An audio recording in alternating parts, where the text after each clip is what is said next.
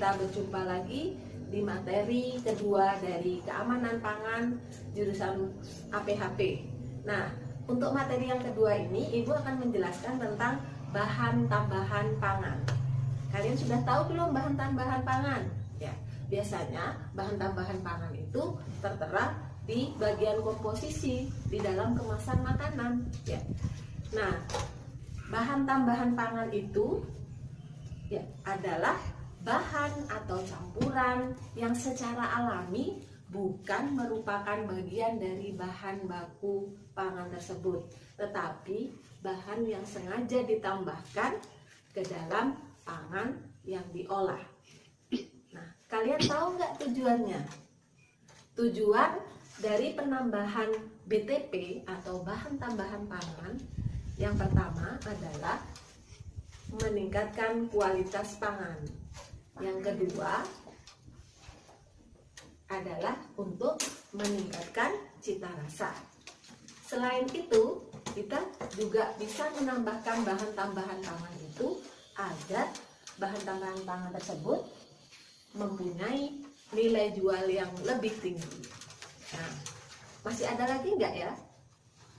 Nah, ternyata di samping itu ketika makanan itu ditambahkan dengan BTP bisa juga lebih memperpanjang masa simpan makanan tersebut.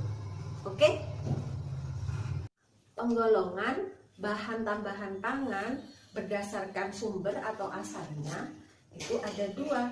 Yang pertama adalah bahan tambahan pangan alami karena berasal dari bahan-bahan alami.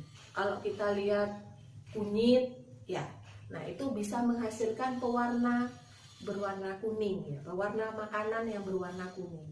Selanjutnya kita mau buat mie yang warnanya hijau, kita bisa mengekstrak atau membuat jus, ya, pewarna dari bayam. Atau kita pengen warna ungu, kita bisa mengambilnya dari buah bit dan seterusnya. Nah, selain itu, tidak hanya pewarna makanan saja yang bersifat alami, produk-produk pangan seperti manisan, asinan, nah itu kita menggunakan produk-produk yang menggunakan bahan tambahan pangan yang bersifat alami, karena berasal dari bahan alam. Penggolongan BTP yang kedua adalah BTP sintetis. Nah, BTP sintetis ini adalah BTP yang berasal dari bahan-bahan kimia. Contohnya adalah MSG. Pernah dengar nggak MSG? Monosodium glutamat, atau kita juga mengenalnya dengan mononatrium glutamat. Nah, bahasa dagangnya adalah vetsin atau micin. Nah, triumsiklamat yang biasanya dipakai untuk pemanis buatan, ada juga asam benzoat yang biasanya dipakai sebagai pengawet. Nah, itu adalah contoh-contoh bahan pangan yang bersifat sintetis. Jenis-jenis bahan tambahan pangan yang pertama adalah pemanis, baik yang alami ataupun yang buatan. Yang kedua, ada juga pewarna. Ya. Kemudian ada juga yang ketiga adalah pengawet, ya, pengawet bahan makanan atau pengawet olahan bahan pangan, ya. Selain itu juga ada penguat rasa, ya, atau penyedap rasa bahasa lainnya. Ada juga untuk pengemulsi, pemutih, pengeras, pengembang adonan, antioksidan dan yang lain-lain. Nah, itu semua termasuk golongan bahan tambahan. Panganannya seperti ini adalah snack atau makanan ringan. Dan yang ini adalah minuman yang sering kita jumpai di pasaran. Nah, kita akan mencoba mengidentifikasi BTP atau bahan tambahan pangan apa saja yang ada di dalam makanan ini. Nah, kita bisa melihatnya di bagian komposisi, ya. Biasanya ada di belakang pangan ini. Nah, untuk yang minuman juga sama. Di sini di bagian komposisi akan dijelaskan bahan tambahan pangan apa saja yang ada di sini. Nah, kita ambil yang pertama ini misalnya. Yang pertama ini namanya adalah mix nut and snack, ya. Nah, ternyata di dalam mix nuts and snack ini rasa sambal geprek ya. Nah ternyata komposisi bahan utamanya adalah kacang polong, kacang tanah ya, namanya saja mix ya, campuran. Ada juga makaroni. Nah ternyata di sini dituliskan bahan tambahan pangan yang tertera di sini adalah MNG atau mononatrium glutamat. Nah ini sebenarnya sama dengan MSG, fungsinya adalah sebagai penguat atau penyedap rasa. Itu ada kodenya E621. Nah, kemudian ada lagi gula ya, sebagai pemanisnya. Selain itu ada garam dan paprika. Nah, di sini ada juga BTP dinatrium inosinat E631 dan dinatrium guanilat E627. Nah, di sini ada beberapa BTP yang ada di dalam snack ini. Nah, kemudian yang kedua, nah di sini ini makanan yang sering kita jumpai di warung-warung ya, makanan yang snack yang berasal dari singkong. Nah, bahan utamanya kita lihat di sini. Bahan utamanya adalah cassava atau ketela pohon, singkong ya. Nah, di sini ada BTP yang tertera di sini adalah gula ya, terus kemudian garam, MSG atau monosodium glutamat ya. Selain itu ada coloring carmine ya.